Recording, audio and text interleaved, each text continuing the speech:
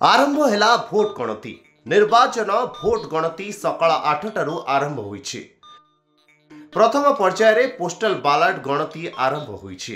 1,46,000 postal Balat गणति आरंभ होईछि। प्रति table रे 500 पोस्टल बालेट गणति हेउछि। पोस्टल बालेट गणति शेष हेबा परे ईवीएम रो गणति आरंभ कराजिबो। गणति केंद्र रे एबे विभिन्न प्रार्थी एजेंट प्रस्तुत होई रहिछन्ति।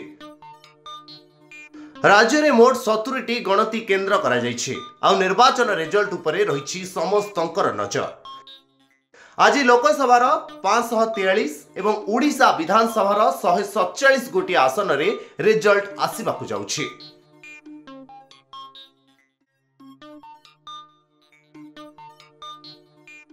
हेलो 10th एग्जामिनीज आपण माने एमसी एक स्कूल खोजुचंती कि जोंठी इंटीग्रेटेड कोचिंग पाई परिबे तेबे टीएससी गुरुकुल जोग दियंतु जा एकेडमिक लर्निंग पार्टनर फिजिक्स वाला सहित अनुमोदित। कॉल 9438782020।